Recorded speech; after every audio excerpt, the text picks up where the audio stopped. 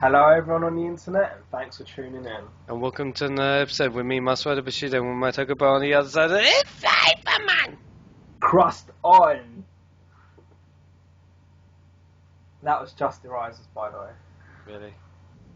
Mm-hmm. Really? I Yes. wouldn't know, guess, because you've been talking for the past however many Toku talks or whatever. Anyway! So, for those that are new to this series, to this channel, this is our Toku Talk part of our channel, in which we talk about tokusatsu from past, present, and future, and bring it to you in the most informal fashion ever. So, coming now, and over to Flayvaman. So, what is new with you? Yes, these last 7 days have been all about the reveals of Zyuohger. Okay, so Have you seen these? Yes, so for those that are uncertain, Dorbut Sentai Zyuohger, or in American translation, Animal Squadron Zyuohger, will Beast be Squadron. effectively Beast is the new Sentai upcoming. That is correct. Upcoming Sentai after Ninja, And if anyone doesn't know what Ninja is, they should go check it out. And this Animal Sentai would pretty much be the second? Second what? No, there's been loads of Animal Sentai. No, but I meant true. Don't even go. There's loads of Animal Sentai, whether it's just birds or just tigers. Go on, just go on. Go on. So Spill it. What do we know about Zyuohger apart from what we've been talking about in previous eps? Well, yeah, we do know it's an Animal Sentai. We've been hearing so many rumours over the last couple of months, mostly from bullshitters like Duke122. I haven't forgotten about you. Anyway, but I will say, we have got some solid. We've got some solid photos. We've got some solid images. We've got solid info at last. I think it came like and not just we're not talking about the first quarterly toy sale thing. No, well, me personally, I'm not really interested in that the merchandise stuff. This is. Okay, you can, but pretty much this is the information we got. This is the information we're going off of. Okay, but me, I cannot wait to milk after you. I cannot wait to milk about the suits and the mix. Yeah, that's fair enough. I mean, because mid last week we were given that toy catalogue in simple word form, which is a bit of a weird reveal. Yeah. But at least that gave us an indication as to how much full of bullshit all the other rumours were. True. But then, beginning of this week, we got our images. Our first image was actually of the suit, the suit of the mecha. Yeah. What they use on the show. And apparently that was later revealed to actually be the secondary mecha, because it's got like green feet, which I think is supposed to be the elephant Zyuohger. Anyway, but about a few days after that, we did then get our first real pictures of the Rangers. We then got to see what the mecha looked like. Now, with these pics, I will be honest, the animals just look insane. The primary mecha, which I think they're calling Duo King, everyone on Facebook has just gone up in arms in the fact that it looks like something out of Minecraft. I've been going one further, and I personally think it just looks like Lego. So yes, Lego, Lego. Whatever you want. I mean, because again, when the catalog listing came out, it was clear that there was some sort of cube theme going on. So seeing the reveal, it was just clear. Yeah, these animals literally pop out of cubes. I mean, does it feel like a Shinkenger vibe to you? Yeah, Shinkenger, straight up. So, I thought that people on Facebook have been blowing up. Yeah, this is like Shinkenger. But the look of the animals, people have been panicking. People have been like, they look awful. I'll be honest, I think it looks so awful, it's funny. So, you look at the vein that Sentai's gone since Go Busters. So you look in Kyoryuger. You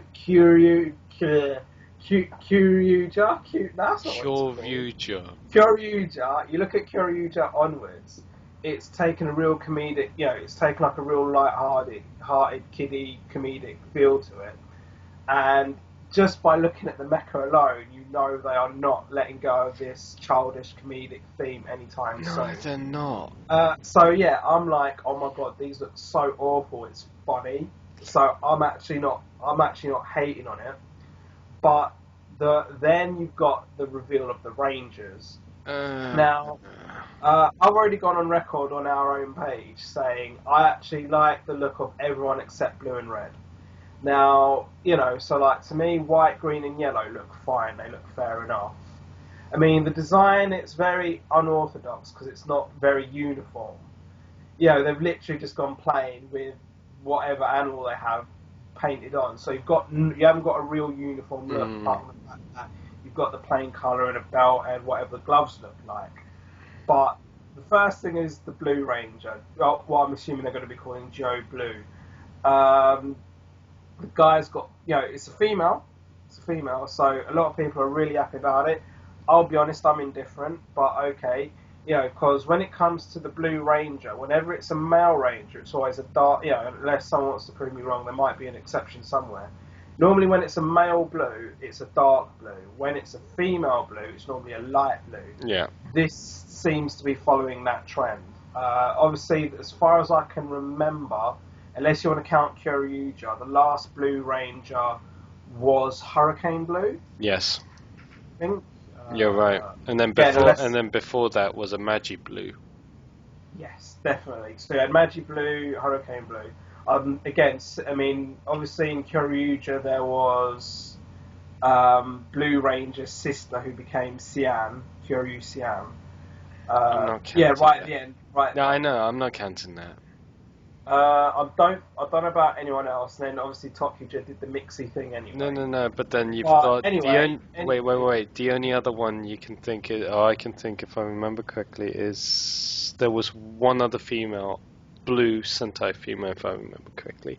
Oh no, I think there's been quite a few blue but females. Like in Jetman, there was a blue female. Yeah. And I think Sun Vulcan might have been all male. I'm not. But there has been a few female blues, just not as many as male blues. Anyway, so coming back to the JoJo analysis, the fact that Joe Blue has gills, I'm like, have they just painted gills on? It looks awful. It looks weird, the gills. But when it comes to the Red Ranger, Joe Red, I was just like, you put a massive beak on him. What the hell? I do not like the look of the Red Ranger's helmet at all, just because it's got a massive yellow beak. I mean, even if they'd coloured it silver, which is a typical mouthpiece for a Ranger helmet, it's just, no. Right, I'm gonna, if you don't mind if I button in Go, it's your turn, go. Right. I'll start with the suits. In short, I have no reservation for it, honestly. I completely agree with you. There's no unification for it whatsoever. There's no... Oh, I don't think that's a bad thing. No. So let me rephrase that. I feel this is a very simplified, if not a cheaper version of Gal Ranger, if that makes sense. It does. Because with Gal Ranger, you feel like they've had some, uniform with all the gold, even the claw hands. All of them had the claw hands, and they all had the resemblance. Their colour really struck. The only difference was the number of stripes and the helmet. That's it, pretty much. Whereas this, they have a plain coloured spandex, they have their own unique helmet, and they have animal drawn. But black, almost like a Sharpie going over it. That's it. It is literally just a black fucking Sharpie, and I'm like, lazy. I'm just trying to look at it. I'm blinking, and because of the slight bad scanning and such, I'm like trying to hurt my eyes to a point. I'm trying to see. Yeah, I mean, I guess people like releasing the low res and then the slightly higher res. Yeah, it's like Really? It's only when they do the press release where we see like higher def images. And now I'm gonna flip around my opinion for a moment and say that the mechs, I am absolutely interested. I am really interested how this is gonna be such a messed up totem pole. Yeah. Plus, you got a giraffe in there as well. This is gonna be This is gonna be insane. interesting because the additional animal. So your base animals is now. I've got to get this right now. You have to help me. It's red, yellow, blue. No, And then which I think is you're a gonna add hawk. green after. Oh, wait, stop. A hawk, a It's an shark. It's like eagle, eagle, shark, and and a lion. Lion. It's a lion. I The yellow think one's a lion. lion. And then after that, you get a Green elephant. and Where a the hell's the white one? What was the white one? tiger, like normal. Alright. And then afterwards, we've been told they have an alligator, a rhino, and a I've giraffe. only heard about. I only saw the giraffe. No, don't know I the read. others. I read the alligator and the rhino and the giraffe. I've Right. read them. So it's going to be interesting as to what kind of a bracket clusterfuck this is going to be and a half. I don't know, but look, they all look like they're made of Lego to me. Personally. Yeah, agreed. Especially when they're like elephant. I completely. Looks like it's made of Lego.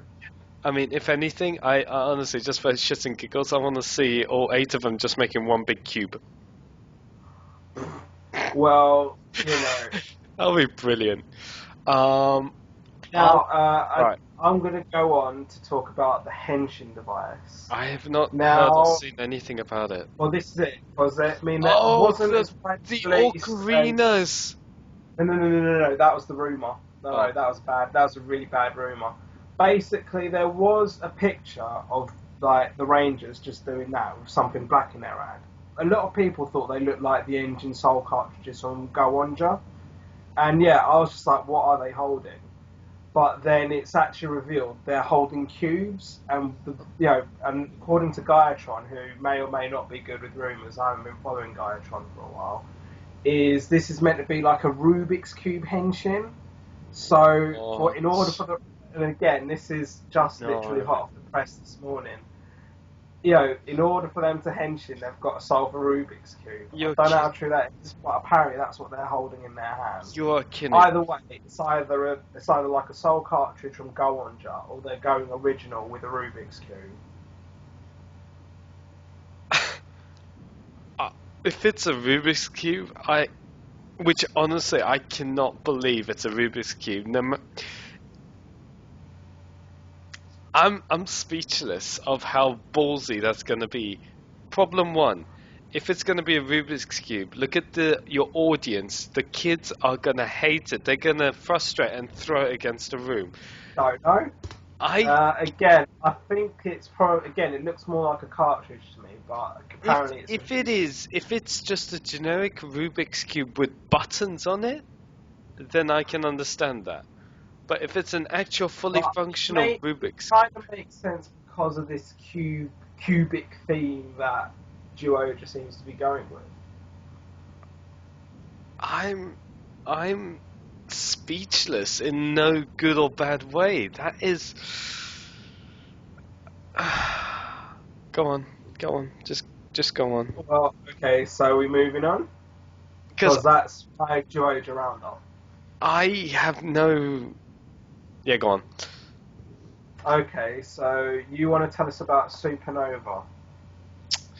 Just to quickly tap on, as I've mentioned in our past, Toku Talk, that Australia does have their 4 major cons, one of which is the heavy gaming one, which is PAX, but the 3 major comic book conventions, you got Supernova, Comic-Con, and then Armageddon / AMC now, in that order.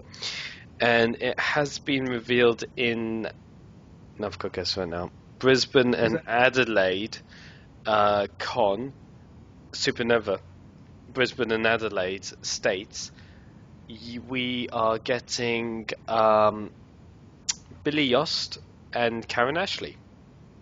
Billy Yost, you mean David Yost, yeah. who plays Billy. Thank you. Thank you. Yeah. You can blooper that. Anyway. But yeah, you get David Yost and Karen Ashley. And nothing so far as I'm aware, for Melbourne yet. Alright, don't cry about it. No, I'm not. I'm just throwing it there. But anyway. Yeah, so, Okay, is that it?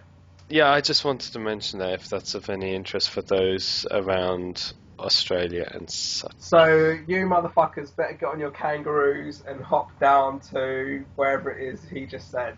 Where is it? Brisbane and Australia. I don't know.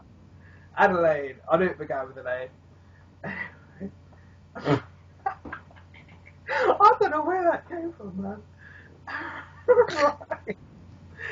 So, shall I move on to what I consider the main part of the show, where I finally get to conclude on Justirisers? Right, okay, right. Now, obviously, where I've been previously talking about Justirisers, having worked through... Alright, put that down, man. Where I've been working through Justirisers the last month or so, I have actually finished watching it.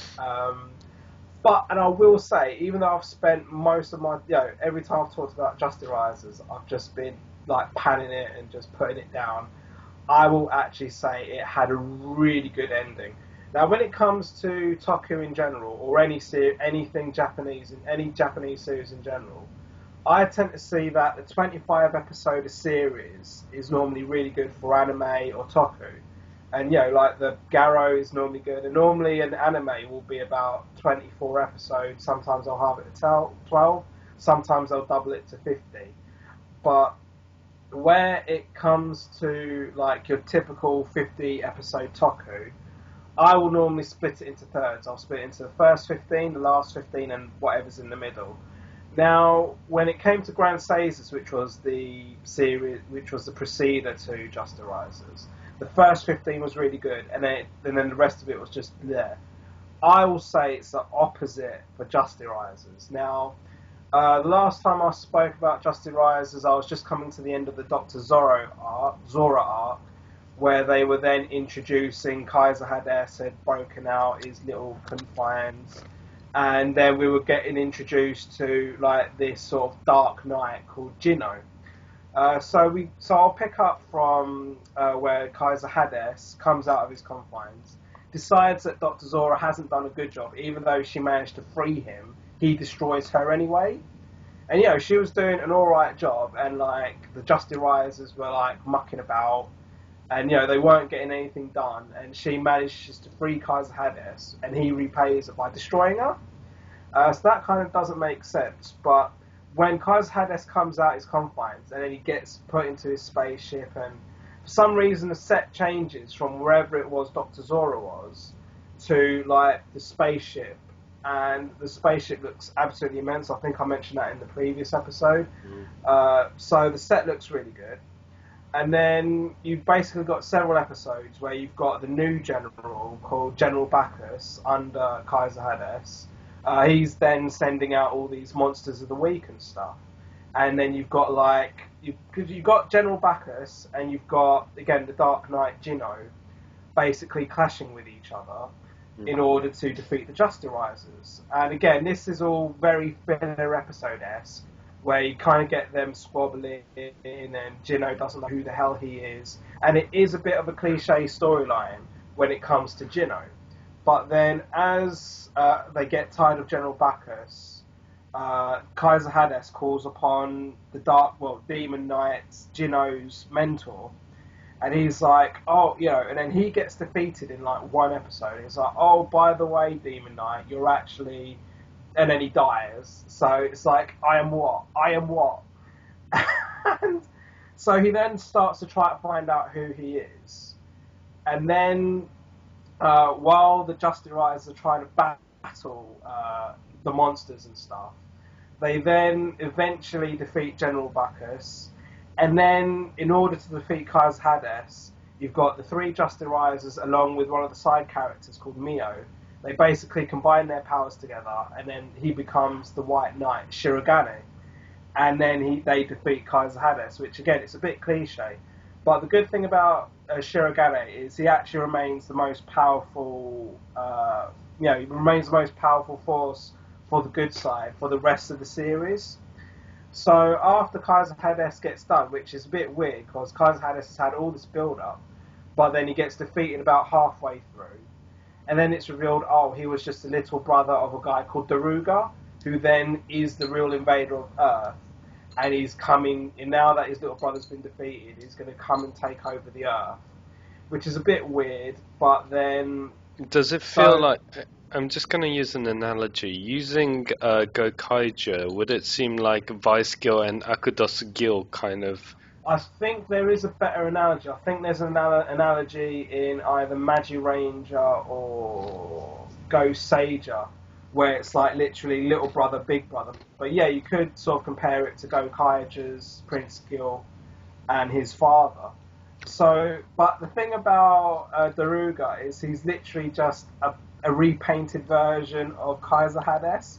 So like Kaiser Hades had like this dark painting, he looks like Skeletor, whereas Daruga, he's literally painted up like a Rastafarian. Yeah, he's really brightly coloured, it's quite weird. But then he comes along with his general, who's a guy called Arkarux, which is a bit of a Power Ranger sounding name. But he's like this really camp red general. And he minces around, he's like, oh, I'm going to defeat the Justirisers, and he comes out with all these plans. It's, now this, ironically, this is actually where it does get really interesting. I mean, because in general, the two strong points of Justirisers has been choreography and comedy. And they just really up their game on both. The comedy in it is absolutely amazing. It's just laugh out loud, minute after minute. They will literally take a theme and run with it for about 10, 15 minutes. And it's just, it's like, what the fuck are they on? Can you give me an example? Well, alright. You've got... Just a quick example. A quick example is like, you've got the Red you've got the Red Justiriser, who's Rise of Glenn, aka Shota. They run with this gag that he's not, he's an underachiever at school, and you've got the Blue Justiriser, Kaguri, or Yuka. She's always like trying to make him study, and they're always running with this gag that he's always trying to bunk off studying, and he'll always like give some stupid excuse like, oh, there's a boy over there, I'm going to go play football with him. And they'll just do this like football-related gag for like 10, 15 minutes in one episode. It's quite, again, it's one of those things where you've got to watch. And it does have like its comedy moments as well. Like after the power of Shirogane is revealed, like Shota takes the crystal and tries to like work out how he can use it without needing that side character. So he he gets up on the table and starts dancing around with this crystal. And it's like, what the hell? And then the father walks into the scene, and you kind of think, oh, he's going to have... Because normally the father has a go at his son, like, all the time. But instead of having a go at him, he actually gets up on the table and starts dancing with him. It's the weirdest thing ever. But, again, they do comedy so well in this show. And then when it comes to the choreography, I mean, especially in that middle half, and especially in the last 15 eps, they really crack down on its choreography. It's really spot on. And even the wire work, they don't use it as much. It's not as experimental. But when they do use the wire work, it's not as bad as it was in, say, the first 15. Would you say that the choreography in Justirisers, the second half anyway, that you enjoyed, is either on par or better than Gokaiger's finale? I knew you was going to bring that up. I will say, bearing in mind they don't do the whole, like changing power thing. It's not so. I mean, because Gokaiger was really clever. Gokaiger was really clever in its final lap. Okay, not final. Just choreography in general. When it comes to the choreography, it's more about, just the fighting, the style, the fact that, they're not just zapping each other. I mean, again, when it comes to the whole Shirogane thing, it's like, they're not necessarily just jumping into Shirogane and defeating. Because Shirogane also has his own mecha, which is called Justirisers, which I think is a play on the name. But I'll be honest, one of the things that lets this series down is the mecha. I'll be like, because it was very similar to Gen Seishin, and at the same time, when it came to like giant battle scenes, it was basically a mixture of Godzilla, Ultraman, and maybe for goodwill throwing Dragon Caesar. So I literally wasn't quite feeling the giant, and especially where you've got the final Daruga arc. It's literally you've got your Daruga, who's the head, you've got the general, who's Arcrux, and then he will have a monster of the week that will last about 2 episodes. But even that monster will then, they won't become giant. They will make their own giant to fight the mecha. It's weird, to destroy the city. So I really did feel that the mecha was really below par on this. I mean, Shiragane's Justirisers was literally a double-headed dragon. So that's neither here nor there. But I just kind of felt, you know what, this series doesn't even need it. Because, I think even though the plot was very bare minimal and wasn't really that great, I do actually believe they did tell, it was almost like the tokusatsu element of this show was a backdrop to the fact that it's more about how the characters interact with each other. I mean, one of the things that's blatantly obvious in this is that they seem to enjoy their romantic chemistry between characters. So, like, between Ryuza Glenn and Ryuza Kaguri, who's the blue and the red, even though they were bickering and, the blue one was telling the red one to study and stuff and was always having a go at him, there was, like, this real romantic chemistry, and there was this episode, unlike Zyuohger, which was really insincere, when it came to Justiriser and Ryuza Kaguri died, I actually felt a little emotional, because even though this is some real jokey comedic series, it actually did seriousness, it kind of picked its moments, and it did seriousness quite well.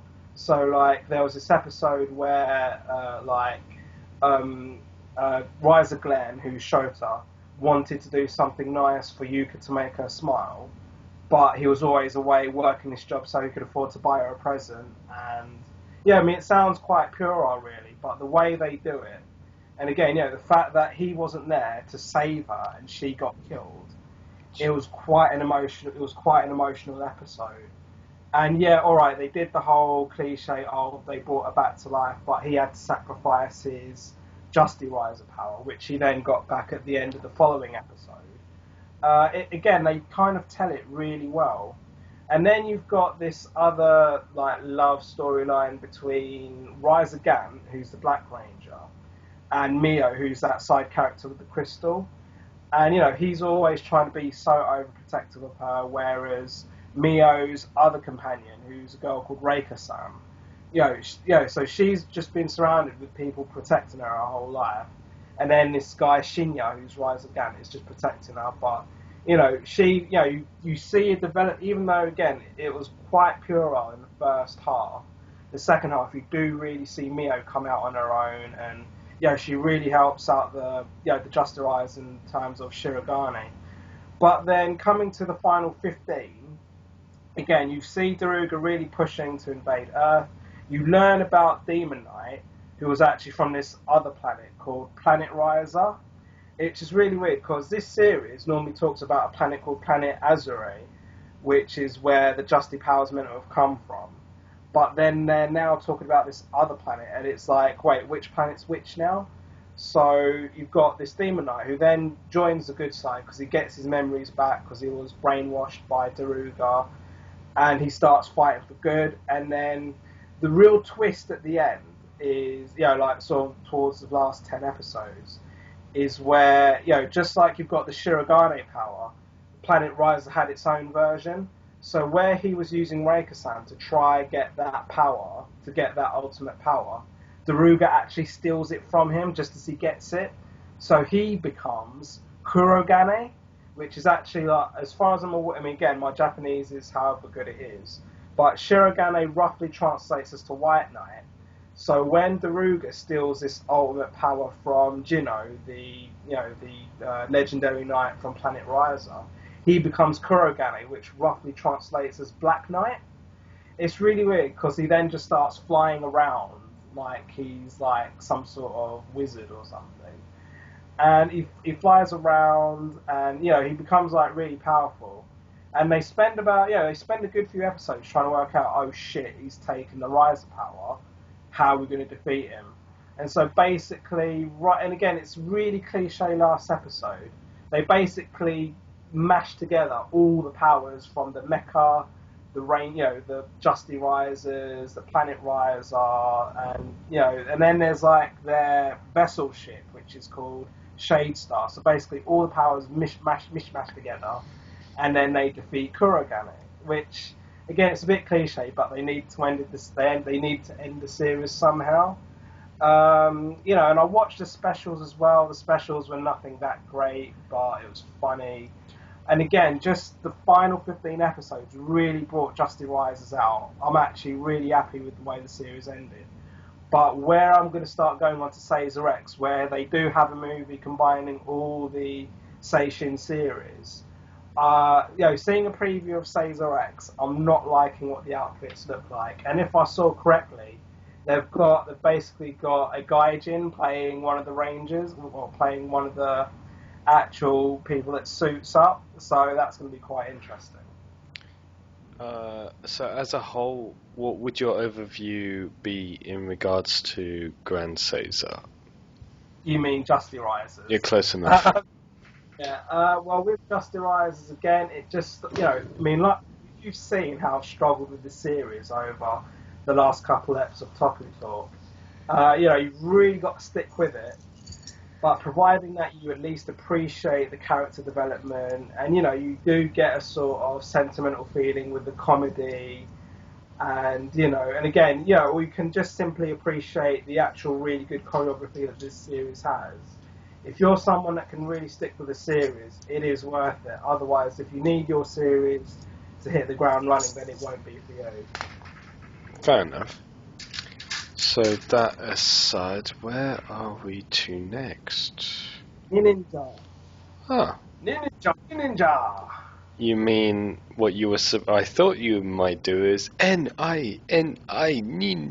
I did that last episode, man. I suppose. Or was it? Anyway, so Ninja. Do you want to hit the ground running with this? Yeah, sure. Where was I at with that? So we are reviewing episodes 38 and 39 of Ninja. So we've got the one. So episode. Oh, 38, that one. Yeah, got it. Girl. Got it. Yeah. Wait, is that the one? The first? No, 38. Yeah, it's the one with the girl. It's the one with the little girl. Yeah, fair enough. That sounds so bad. It's the one with Magi Yellow as well. I loved this episode of episode 38 in that it basically brings out more of our ninja, in that his more magical side of things, but also a bit of a comical aspect to it. But what's more, it also brought back a cameo of Magi Yellow being our ninja's instructor when he was training to be a mage slash wizard. I think his name's Tsubasa. Yes, Magi Yellow is Tsubasa.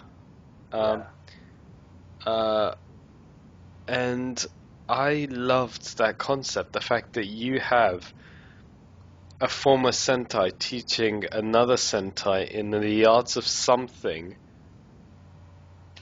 It's genius. Even, okay, fine, sure, it's not, Magi Red or whatever, but still, it's a Magi Ranger teaching. And I love it. I love that concept. And even if Magi Yellow's role was only, 5-10 minutes max, I loved it. Even if that actor still played Beat Buster from Go Busters. That Beat Buster just went out the window for me, seriously. And all I saw was Magi Yellow. Seriously, that is the Magi Yellow we all grew up to love. Or no, anyways. And it was the biggest nostalgia rush I have ever had. And what's more, to have... Really? Well, I mean, as in, it was nice because I love Magiranger. I'm sorry, Yeah. yeah, and just seeing that, and then hearing the theme of Magiranger when he transformed, and then he gets his the whatever Magicellular out, and then Majiro. You hear it in the background. I was like, oh, throwback, nostalgia. I wasn't sure where you was going with that sound. Anyway, The okay. transformation. No, I meant never mind. Anyway, so No, but in short, I enjoyed it so much, and as a standalone episode on its own, I loved it. I think well, it's I liked the episode, but I'm not as I don't rate it as highly as you do. I mean, I thought it was funny with the little girl. I thought it was really weird, like, some sort of marriage pact they had. I'm like, see, seriously? I ignored that. I ignored that. Well, I mean, because like, that little girl was funny. She reminded me of the little girl from Toy Story 3 who ends up getting all the toys. I think her name was Molly or something in Toy Story. But anyway, she just had that sort of peppy weirdness about her. And the one thing that I clocked is I don't ever remember our ninja being called Cloud. But the thing is, after that episode went out, the TV Nihon also they put out the original meeting that they did back in February, the press release meeting back in February, and they referred to him as Cloud there as well. See, and I'm I don't remember in any of the previous 37 episodes him being called Cloud. See, this is the thing. Our ninja's character's name is Yakumo. And that Kumo means cloud. Right. But I don't ever remember him being nicknamed Cloud. That's kind of weird. If anything, I think Cloud is his British nickname, and then Yaki, which means gross, is his Japanese nickname. So. Right. Or okay, but again, this was something that I specifically noticed in this episode, and again, I noticed that again when TVN released the press release from February. So it was a very fun episode. But when it comes to the whole Maggiello appearance, I mean, sure, they could have got Magi Green or Magi Red, but we all know that this actor likes appearing in Sentai. He did another half series of Go Buster, so we knew this guy likes appearing in Sentai.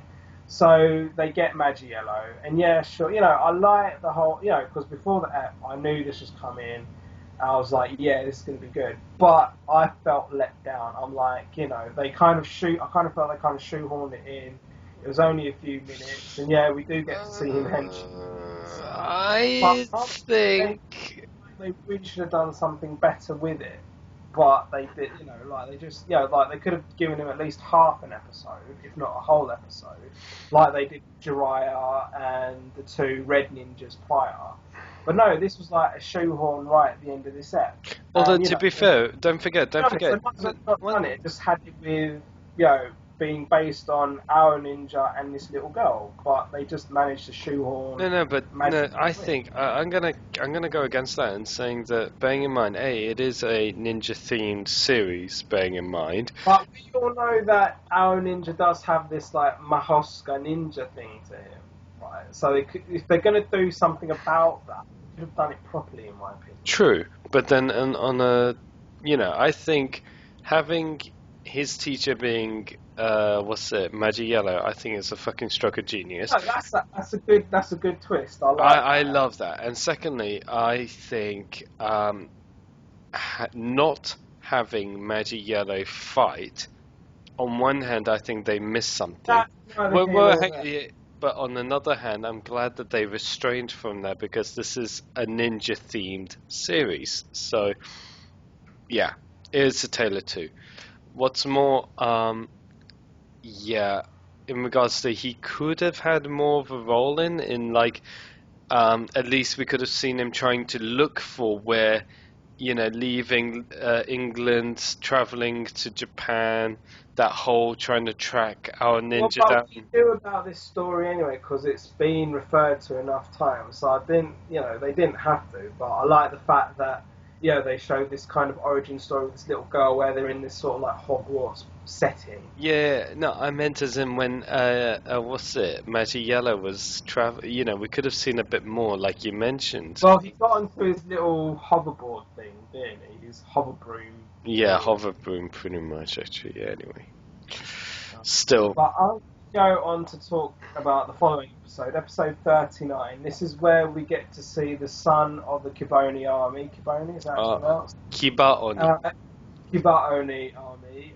His name's Mangetsu, and it was a very bizarre episode, in my opinion. I'm going to say, like, you know, I enjoyed the fact that they made this sort of clown, you know, this guy appears a clown. But I'll be honest, I found, you know, the one thing about Toei Tokusatsu in general is I normally like how they have these unpredictable twists. But me personally, I found this predictable. I don't know if they did this deliberately.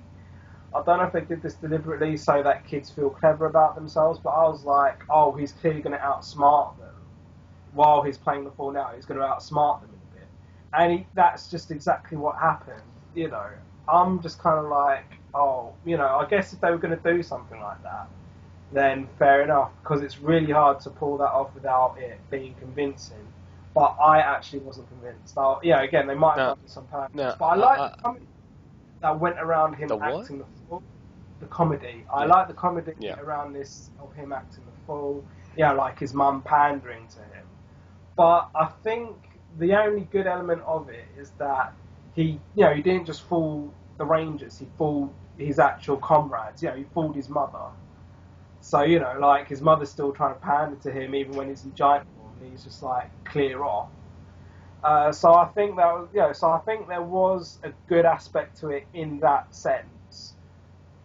But you know, I'm not entirely sure where they're going with this. No, okay, I'm going to stop you there, and that's saying that I loved that episode. I loved admittedly at the beginning when it's like, okay, blump, I gave birth to, you know, the son of... There's a lot around that, because it's like, oh, he was only born yesterday, but he's already fully grown. I think Shiro Ninja said that. Yeah. And then, but regardless, like you mentioned about that whole deliberate stupidity, I completely ignored that, and I just loved his charisma, his that style, and then I did like the fact that he was badass, but again, it was just too predictable. Which again, Toei's normally better than that. No, true, but admittedly, I ignored that deliberateness, and I enjoyed the episode for what it was.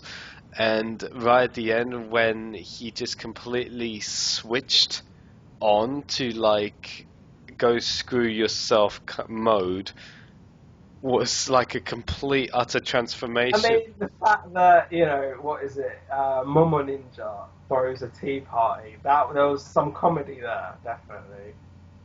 Yeah, and otherwise, apart from that, I just loved that whole... How can I say, fooled them? Yeah, okay, I fooled you all. Bang. Yeah, but just completely switching. You tell instantly he just switches, and then it's just so... Whoever that actor is under the suit is completely amazing. The way he does it is so... Well, it is a mixture of a suit actor and a voice actor. No, but the way that it works together, it's so intertwined well. I have to give them credit for that. It's just...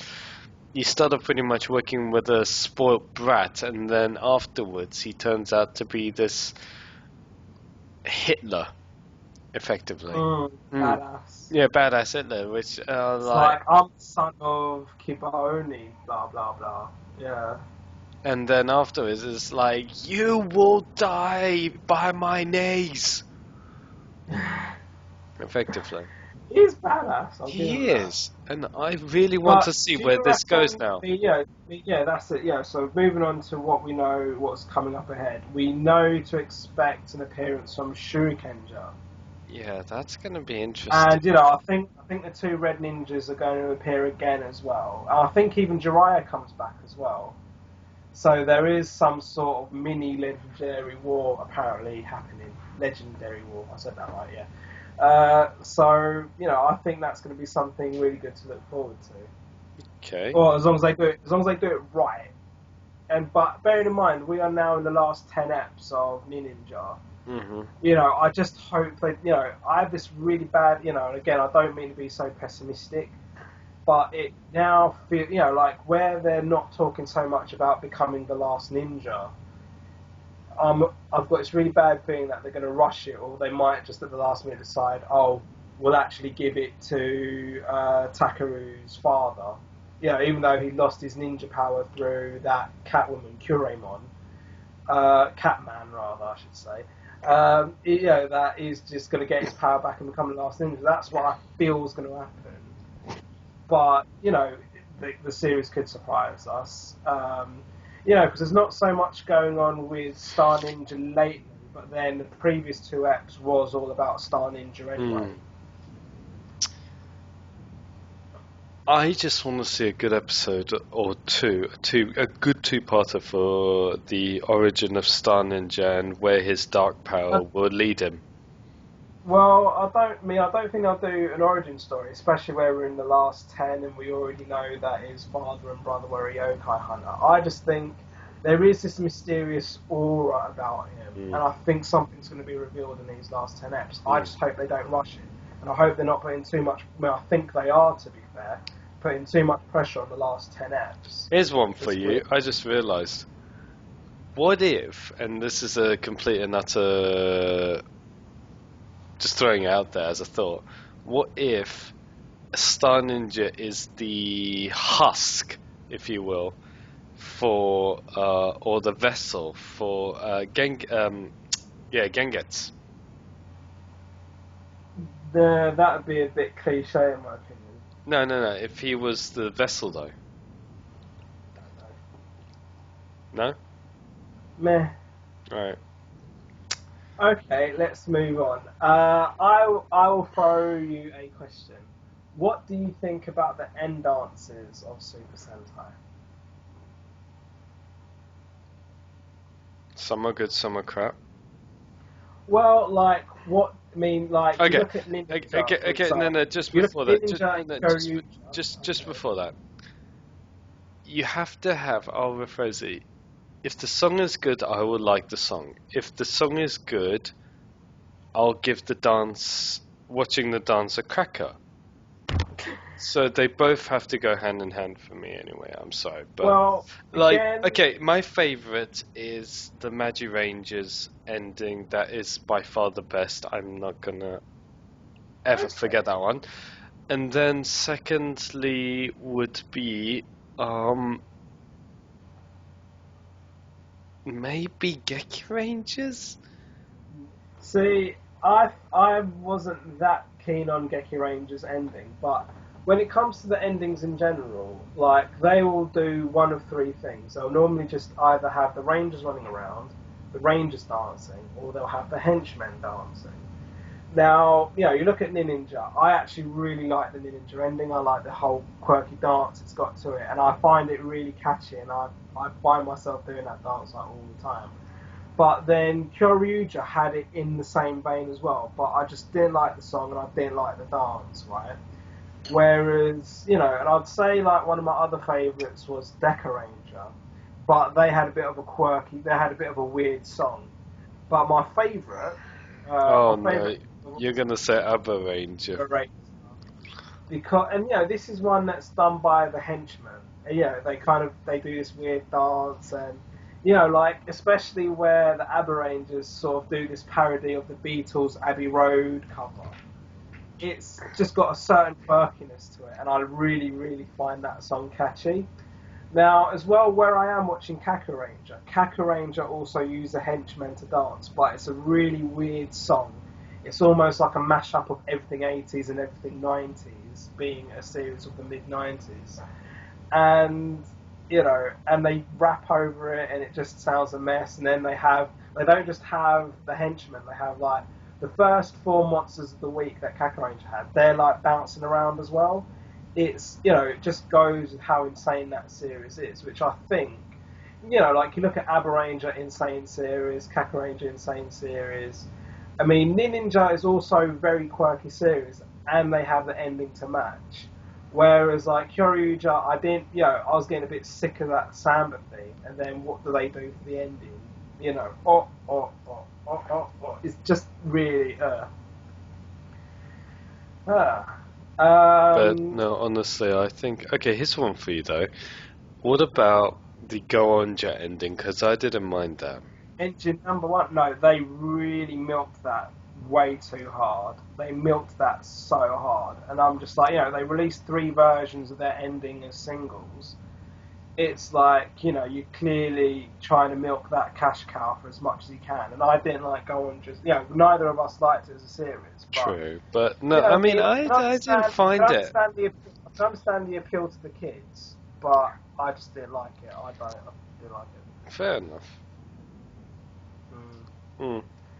Alright, so seeing as we did hit Kyoryuger quite hard on that little question, I am moving on to Dino Charge, which doesn't have anything to do with Samba, thank goodness. So, Dino Charge. I only watched 2 episodes over the last fortnight. I mean, I'm still trying to find the One More Energem episode, but I can't seem to find it. But the 2 episodes I did watch, the first episode was, but again, I can't actually remember the Kyoryuger equivalent of this.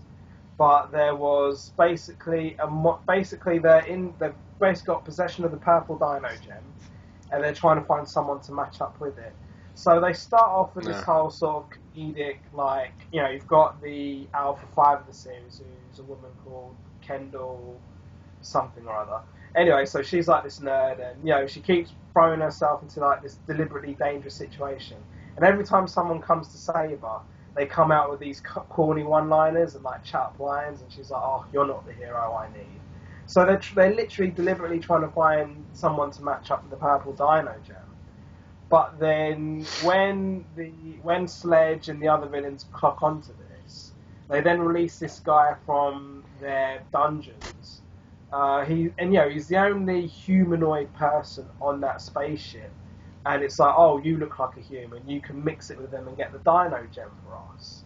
And you know, he's like this quirky guy. I can't remember his name. I can't remember his name off the top of my head, but I know he's got like cyan in his hair, which, you know, some people have speculated he's going to be our Kyoryu Cyan.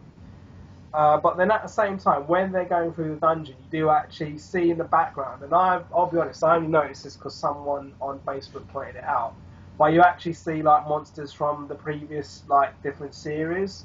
So like you've got the vampire woman from Magi Ranger in one of the dungeon cells. Yeah, it's really weird. So like I spotted that based on someone saying it on Facebook. And you know, one funny fact is that in Mystic Force, which was the Power Ranger equivalent to Magi Ranger, they only ever showed her from the neck up.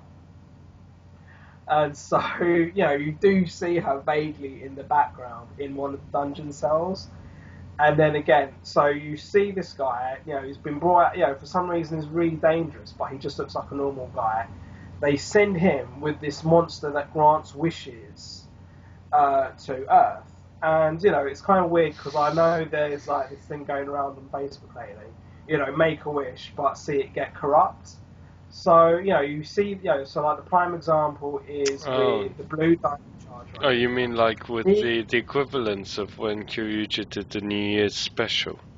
That's it. I think it, because I know like in Japan they write their wishes down and hang them up on trees and that. I'm not sure if that's the equivalent. I'm not sure if this is the equivalent episode because I can't remember. But being, you know, watching it as a Dino Charge episode, so they send down this guy who looks humanoid with this monster that can grant wishes but corrupts wishes. So like the prime example you're given is the Blue Ranger, who's a caveman, wants what he always wants, a burger. So he gets his burger, but then it gives him a stomachache, right? And so you see that happen with every ranger except the Green Ranger, who doesn't believe in making these wishes. But then because this Kendall Alpha 5 woman sees this happening, she's like, oh, she wishes for a Purple Ranger to bond with the gem. She puts that wish in, and then this humanoid guy sort of charms her and gets the purple gem from her and then escapes with it.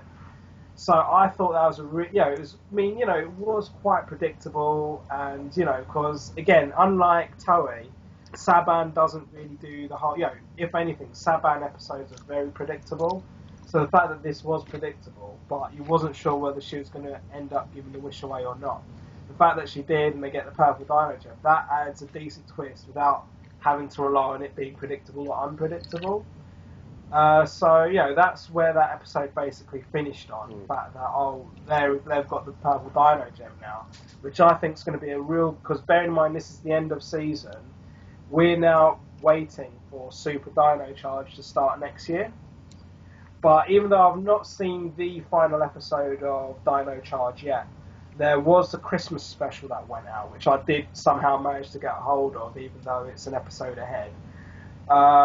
So we've then got the Christmas special of Dino Charge. Just before that, I want to quickly ask you, when you say Super Dino Charge, what is that the Sentai equivalent of now? Nothing. It's just Kyoryuger again, but they've basically... because I mentioned this a couple months ago. Super Dino Charge is basically them getting like a sort... like you've got Red Ranger's Carnival mode, so... They're basically milking that for a whole season. Wow. And then they're going to introduce the other Rangers that they haven't. I think mainly whoever the Purple Ranger's going to be, which we reckon is going to be Kendall anyways. And then there's massive speculation as to who the Kyoryu Cyan's going to be. Let alone, we've not heard any word on who the Graphite Ranger's going to be, or is it Graphite Ranger? No, we know the Graphite Ranger's that Zoro guy, Xandar guy. But we're waiting for the Silver Ranger, the equivalent of Torin. And Torin and the Mad Torin are both actually going to be in Super Dino Charge. Yeah. Interesting. I think if they're able, and I'm gonna go on a long shot here, but if they're able to bring the same actor that played Kyoryu and the American guy, I don't think so.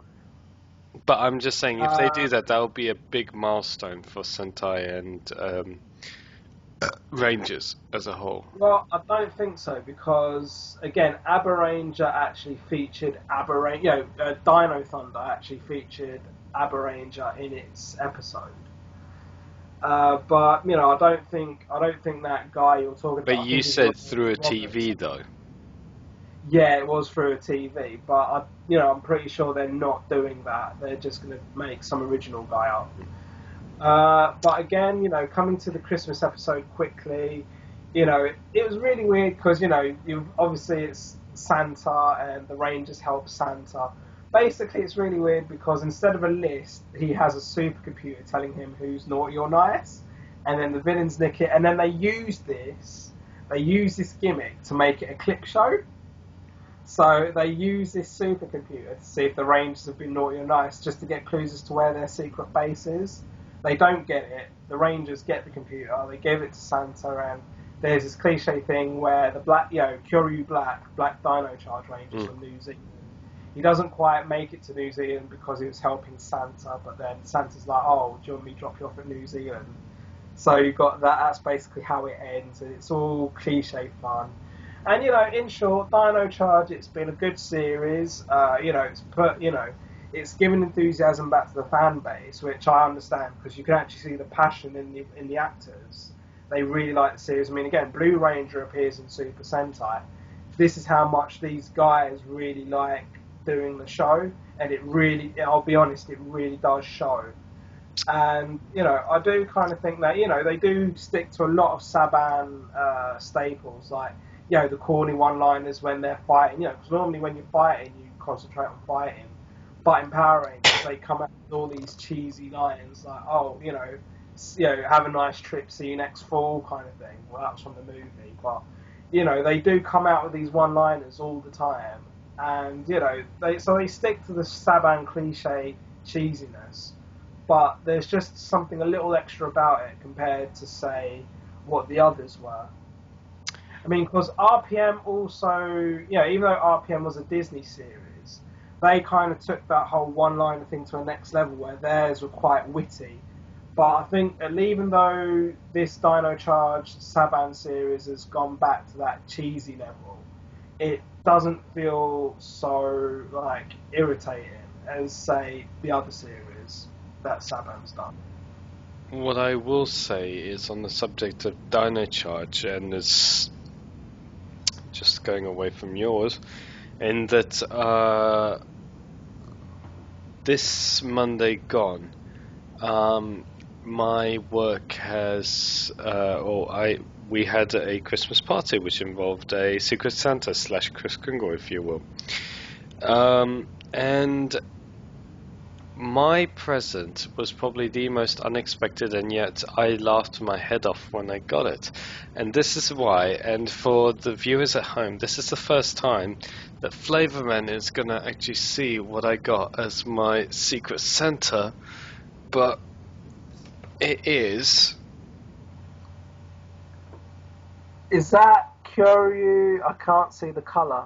Oh, that's the Black Ranger in it, or blue? Blue. You got the Blue Ranger, so that's Koda. I've got the blue Dino Charge Ranger. So they know you're a Toku fan at work. Well, no, basically the person that drew my name out, Michael Castellano, or aka Castiel, promise shout out, man. And he basically, I told him about this channel, and I think he remembered, and he also knows that my favorite color is blue, so he got me this. Literally covers both aspects. Okay, big question. Are you going to keep it in the box, or are you going to take it out and play with it? Well, I was thinking of opening it and playing with it whilst you ramble on about something else, really, but anyway, never mind. Brilliant. But that aside, yeah, so as promised to you, Castiel, thank you very much. I will look after... That is an awesome present. This is one of the best Secret Santa presents I have ever got, and I will look after this. Big question for you, though. Are you going to get the other Rangers? No. What I will say, though, is... I don't know if this will come off well on the webcam, but have you seen how Tonk they've made his art? Yeah, they've done that with every Power Ranger. No, but it's... I mean, can you see that? I mean, look, there's his lower torso and legs. But and then... to be fair, Koda is actually really well built. You know, I mean, because even though Kyoryu Blue, no, well, it's up to you, but I'm opening people be like, oh, you're going to send its value down. But like, you've got the Blue Ranger in Kyoryu Blue. He was like, he was the old man with the old man gags. He was the 29-year-old, if I remember correctly. But when it comes to Koda, he's obviously like a few thousand years old. The packaging is shit on the back. Look at that. It's all flimsy, though. Anyway. Oh, whatever. Anyway, so... Yeah, but Koda is actually really well built. I like how, during the series, you actually see him fighting his own stunt scenes. I mean, choreography-wise, it is the Rangers themselves, the actors, that make the series what it is, definitely. I mean... Honestly, I would just stick with Kyoryuger for my aspects then. That's just me coming from a true Sentai believer, follower. You're just a Sentai snob, man. Yeah. Shall we actually move on rather than you actually playing with your Secret Santa? Yeah, alright. Oh wait, that reminds me. Yeah, come on man, people people can't be watching us forever, man. Bollocks. As much as you like it. So I'll just leave it here, shall I? No. Yeah. Anyway, right. Quick question for you. Quick question. Go to Ghost. Okay, go on. Just before Ghost, quick question for you. Right. If you had to have an icon of any celebrity, dead or alive, who'd it be? Right. Well, I will say because just instantly coming to my mind. Even though they've had a couple of musicians, or there's definitely been at least Beethoven as a musician icon. I will say, bringing back from the dead as an icon, Jam Master Jay from Run DMC, simply because I do enjoy DJing, and he was known as one of the pioneers of DJing in hip hop. So for me, it'd be Jam Master Jay. How about you? If it were music orientation, I would have either MJ back in his good days, good old Michael Jackson, or if it was something completely different, I would have Abraham Lincoln. Abraham Lincoln? That's weird. Well, as a vampire hunter? No, I don't know, just Lincoln. Brilliant. Just something. I mean, even my love of politics, I can't think of a politician. And what exactly would Abraham Lincoln have? Like a top hat? Yeah. Yeah. Odd job. Anyway. Yeah, why not? I mean, I'll also say, when it comes to these icons, though, someone on Facebook brought up the fact that... Was it Duke Mon 22? No, not Duke. No, this isn't a rumour. This isn't a rumour. That's funny, by the way. No. No, this wasn't a rumour. Someone on Facebook brought up the fact that when it comes to the Edison icon, they kind of really theme it around the light bulb, even though he didn't invent the light bulb. And, and this guy, he just kept... I can't remember who it was from life of me, but I remember getting into a discussion with him. Just the fact that, there's so much inconsistency in the whole Emerson Damashi. But I'm just kind of like, look, man, just let them tell a story. Who cares about details? And, I think when it comes to Ghost in general, there's so many plot holes. But what you're going to do? I mean, they've got, we're going to be talking about Billy the Kid in a moment. He was a bad guy and have made an icon out of him.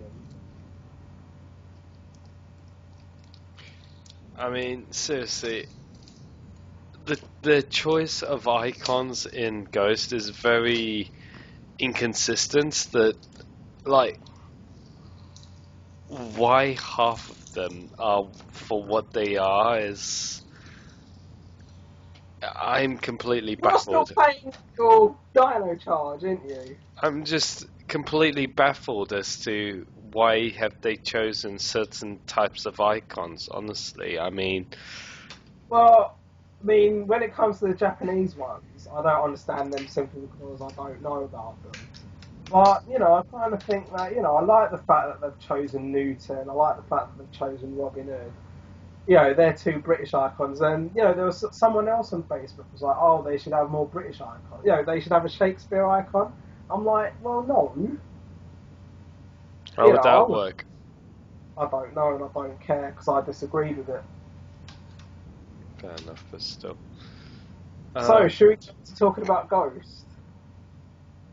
Man, we have got a lot to cover on Ghost. I mean, we'll start off by talking about episodes 7 and 8, which was like the double, the two-part. Fucking hell, put that down. You didn't see this coming though, did you? Yes, no. Well, I knew it was something along the lines of, you hinted at it enough, but I didn't know it was that exactly. Right, moving on to Ghost, we've got episode 7 and 8, which was the two-parter. Yeah. Alright, I'll hit this off with, I kind of liked how it hinted at the beginning that, you see, what's his face? Takaru? You see Takaru talking about how he had a friend, and then it's like some dude comes into the temple, oh, my friend's been, acting weird. And then, then you get this bee monster appear out of nowhere, and then I didn't quite understand the analogy with Billy the Kid. But, I think Billy the Kid, Damashi, looks awesome. Agreed. And I like his... You what? And I like his weapon as well. Yeah. So, with the... Now, I'm going to do a slight... Actually, you know what? Screw it. The story with the whole Billy the Kid double introduction, I found it interesting in that how... where the major story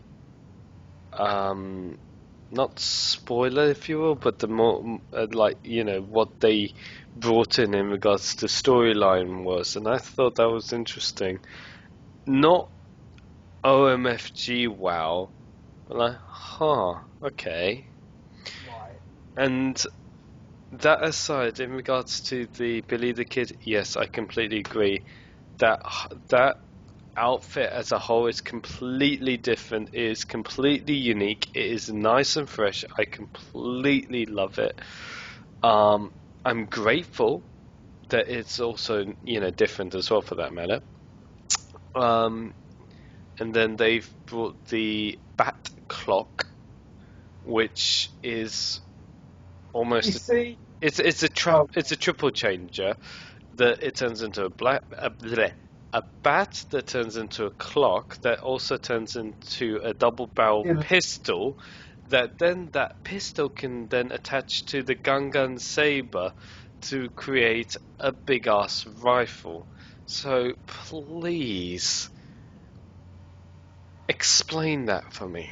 well, I think me personally, I don't know about the kids watching it because it's aimed at them. It's all about the merchandise. That sounds so bad But when you say that. but We like, talk about guns and you say it's aimed at the kids.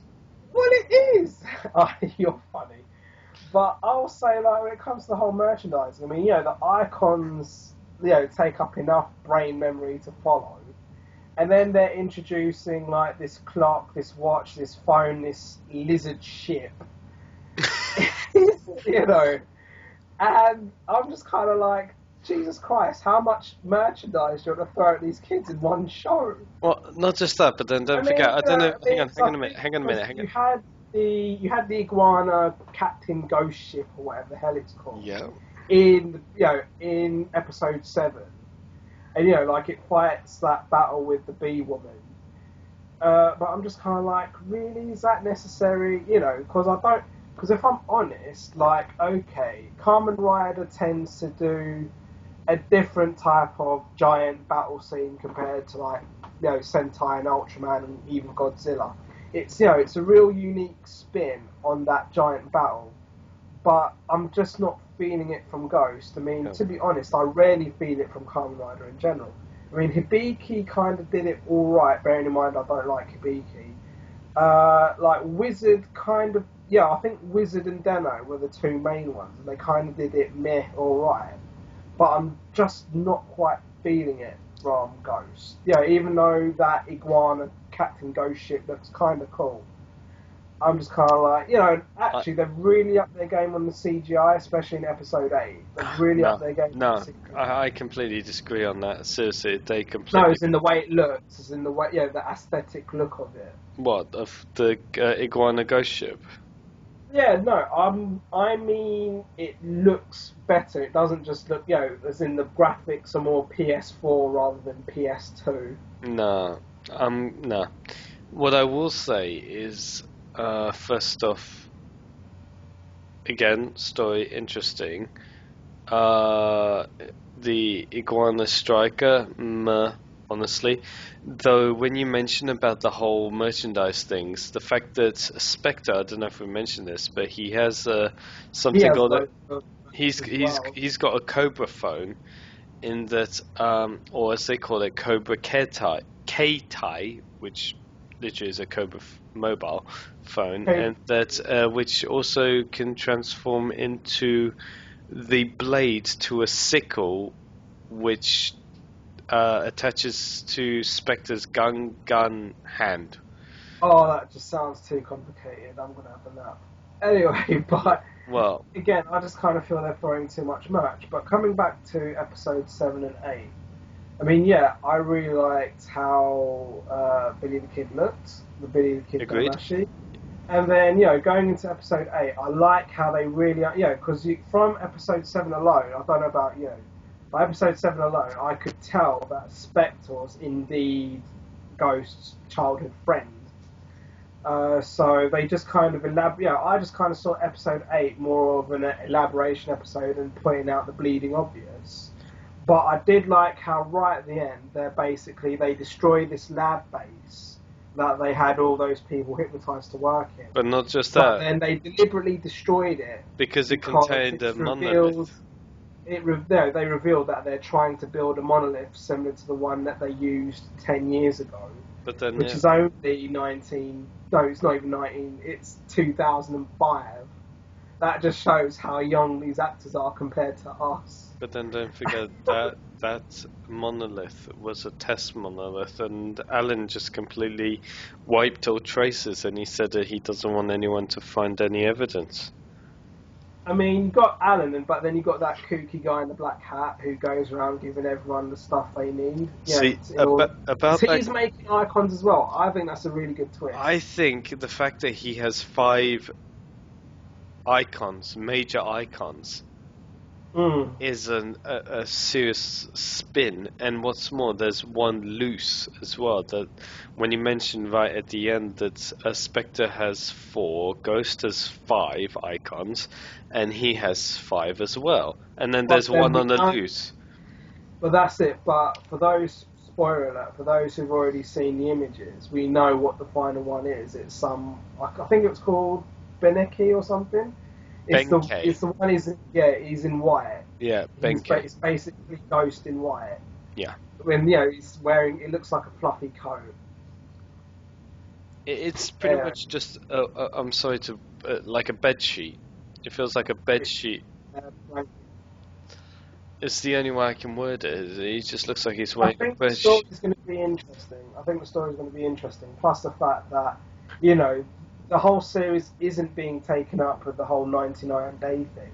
The fact that they're only doing the 99-day thing for X episodes, and then we will see and I'm sort of moving on from talking about the episodes now. From what we've seen, we know that Ghost gets a power up in the form of the G belt, I think it's called. Yeah. Or Kamen belt. It's like, it literally looks like what Kamen Rider Ichigo had, only much larger and in gold. Okay. That's my analogy of it. And, we see that, I think it's called the Boost Toucan form, where he's all red. Hang on. Is that the boost? Okay, so I don't know about the G-belt, but I know about the boost form. Yeah, that's where he's, like, completely red. Red, yeah. And then, what else do we know? Oh, and the guy who played Geki Chopper is going to play, like, some kick-ass general in this. Interesting. Have you seen these images? Nope. Well, he's basically, I think he's primarily going to be in the Genesis movie, but he's going to be in the series as well, as far as I can see. It's basically, imagine Geki Chopper with short hair, in a black sort of, SS suit. That's basically what's happened. So he's got some badass form where he's all in silver and stuff. That's like henshin suit form. And then the big reveal of this weekend has been Kamen Rider Necron. Well, he's green. And he looks... To be honest, I kind of got a Time Ranger vibe from the look. But otherwise it's green and we know what he looks like now. Fair enough. Where... You want to say on any of that? No, honestly, I haven't even looked at Necron properly yet, so that's why I haven't... It was a massive reveal just before the weekend started, but yeah, it's insane, because, he's based on the fact that he gives eye drops. It's mad. Okay. Random. So, okay, moving on, I guess. Before I end the episode on Kakuranger, I'm going to ask you, how do you feel about filler episodes in Sentai and Kamen Rider? Depending on how well it's done. Like, for instance, the Gokaiger episode where Pink was the major and she chose to help this human male, where you had one of the Zangyak enemies of the week just stalking him for a piece of metal, but This is a very specific filler episode you're talking No, about? the reason I bring this particular episode up is because it was so good, it was so hilarious, and it's so... It basically shines, as in it really brings Pink out, Gokai Pink, more of a character, as well as when one of the generals of Akados Guild, the one who blew up or destroyed Pink's home planet, and it again, she just shines. She shows character basically more and more. Even though you were very specific on such a general question, you make a good point, which is a point I'm going to elaborate on. The fact that a filler episode can give you decent character development. Now, over the years, I've seen filler episodes just as filler episodes, just something to waste time. I mean, I felt that Zyuohger was mostly filler with a couple of arcs in between, which isn't how a series should be. But then, especially like I mentioned before, how 25 episodes can be really good for a Toku like Garo, and could actually be rolled out across Toei Sentai. Or Toei Toku, like the way they did Decade over 24 episodes or something. But where they do an all year round Sentai, so it has to be at least 48 episodes. They do have to, you will end up with filler. But over the years, I've just seen fillers as like time wasting, literally to fill the week. But I guess like this year, watching Kakuranger, rather these last couple of months, I've actually come to appreciate filler episodes a lot more for some odd reason. I mean, about about a couple months ago, on one of the Facebook forums of mine, someone asked, "Is it worth watching Zyuohger beginning to end?" Was it Duke 122? It wasn't Duke 122. No, these are people that I've been talking to like head on. I've never spoken to Duke 122, lol. But someone said, skip these episodes, watch these episodes, because these episodes are the arcs, these episodes are the fillers. Miss the fillers, there's no point watching them. I got really offended by this because I really rate Zyuohger as a series.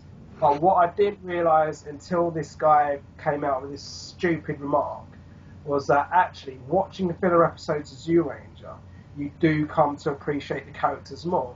So when you do get the major arcs, when they do go through like their trials and tribulations, you appreciate them more as characters based on the character development you might have seen them go through in fillers.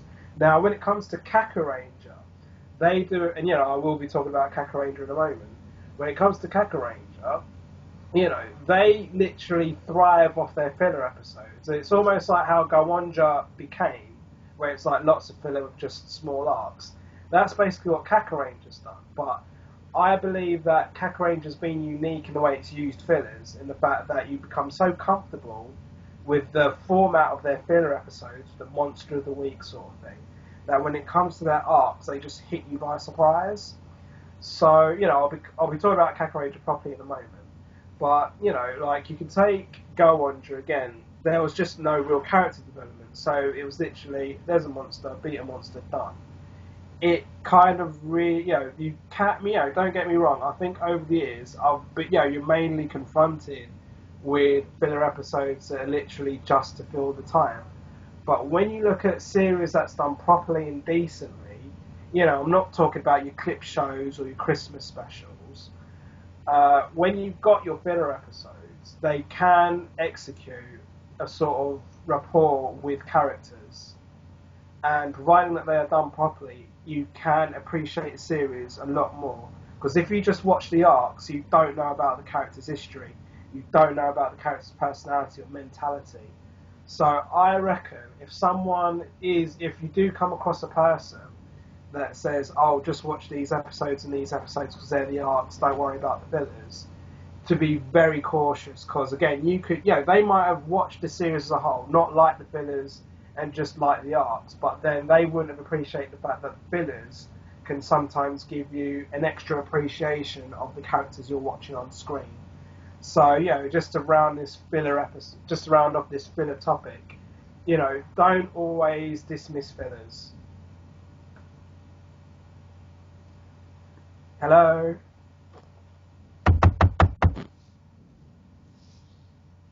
I don't know if you actually fell asleep then. No. Apologies. Brilliant. Message. Anyway, so I am gonna round this episode off now with Kakuranger. Okay, last time I spoke about Kakuranger, I just got to the Prince Junior arc, the beginning of the Prince Junior arc. Now again, we'd just come off a 10-episode block of filler. You get this Prince Junior arc with the Flower Ninja Girls, and they proper kick the Kakurangers' asses, pretty much. And so, they go about trying to find a resolve, and then they get their resolve in the form of more mecha, and they manage to just fend off and escape the wrath of Prince Junior. So after this, you then get some watered-down filler episodes. So they weren't as intense as the first 10 episodes, which were batshit crazy, like I kept saying. So you do get another block of about 5 to 7 episodes of filler. And, it's kind of watered down, and you kind of think, oh, well, it's kind of lost its edge. But then you get the next arc, which is basically the coming of the Infernal General, who's Prince Junior's father. So Prince Junior invokes all this power, turns everyone into rocks, and it's like, ha ha ha, my father's going to come kick all you asses. And it's really weird because at this point, you get some real inconsistency here. So they're basically on the brink of defeat, and stop looking at your Dino Charge, Ranger Man. You kind of get this, you kind of get the guy who's kind of their mentor, who's some butler dude, who turns out to be Tsuruhime's butler. He's like, alright, well, in order to defeat the Infernal General and to keep that door shut, you need to get like the final set of third mecha, which is the animals. I can't remember the name of it. Third set. Like, yeah, because you've got the Mighty Shogun, you've got the Duo Fighters, and then you've got the animals as the third. Right? The one from the movies, basically. Yeah, the one from the Mighty Morphin movie. So he's like, yeah, in order to defeat this evil, because many generations ago, your ancestors had these scrolls that managed to seal them shut. So they're like, oh, so where are these scrolls then? So, oh, we don't know. We lost them millions of years ago. So, alright, so how are we going to defeat this? So, oh, well, you're going to have to go around and find them. We don't know where they are. We've not seen them in generations. So, oh, alright then. And then just before they leave, it's like, oh, here's a map leading you to your individual scrolls. It doesn't make sense. It's, as if this series wasn't crazy enough. They just pull this continuity plot hole out their asses. And so they each get a map, even though they were told we don't know where they are, they've been lost for generations. They've been given a map each, and then they all go off in what's known as Act 2 of Kakuranger, looking for their ninja scrolls. And, the worst thing about this is like for the whole of Act 1, which is basically the first half of Kakuranger, you'd have this like batshit crazy narrator talking through the episode with you and talking about the monsters and stuff. But when it came to Act 2, they kind of got rid of him for a while.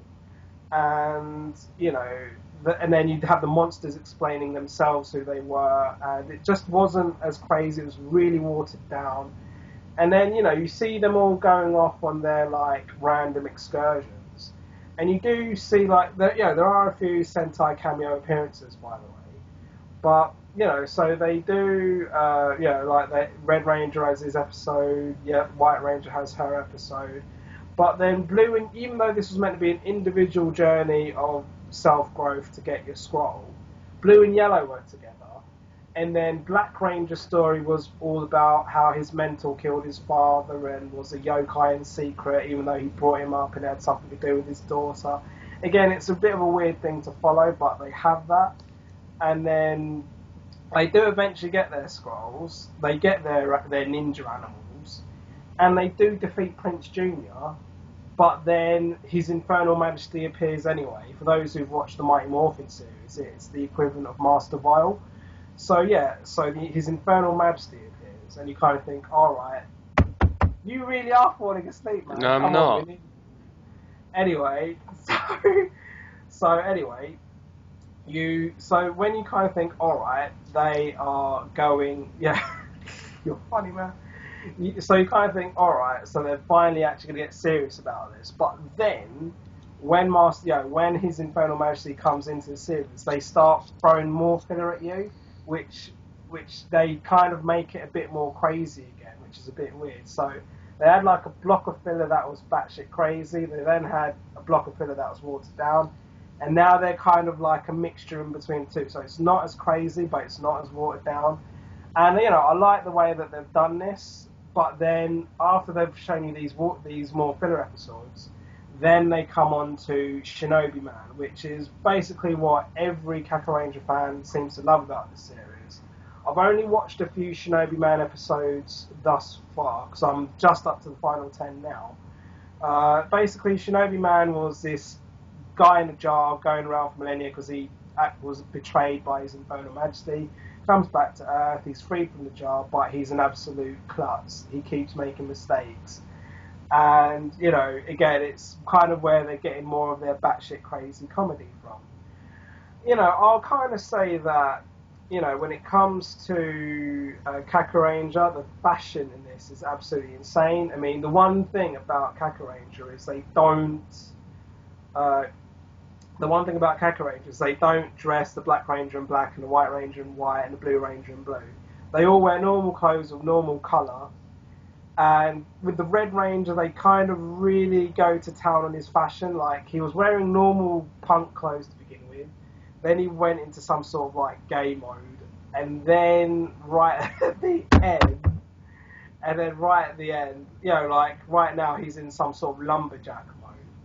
And, just to wrap it off, because I know you are falling asleep, I will say that the music in Kakuranger is amazing. I mean, they still kind of bounce off this Mortal Kombat theme, but the opening's alright, the lyrics don't quite make sense, but the end is batshit crazy with, as I said earlier, the henchmen bouncing around. I mean, the one thing I actually forgot to mention in my Justirisers review is the Justirisers music's also really good, but, where I've been watching Kakuranger and Justirisers together, I really did like the Justirisers music. I will probably go find the soundtrack somewhere. But Kakuranger, the BGM's a bit generic, but the end is batshit crazy, and the intro, the opening credits, the lyrics just make no sense, but it's quite a nice song to listen to. Right.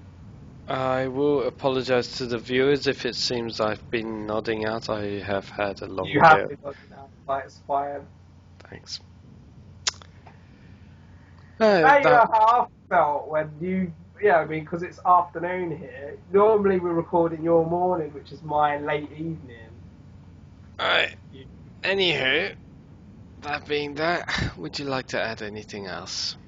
No, I'm good. Fair enough. So that has been our one of our Toku Talk reviews. Do join us next time. As always, do like, comment, subscribe, type all that down in the subscription box and whatever comment box below. What? Nothing, carry on. Anyway, I've been Master Rider Bushido, he's been my Toku Bro from the other side of the earth, that being Flayvaman! Your voice is messed up, man. Right, just end the episode. And as always, Pizza Cam! Fish through the cam. See you next time.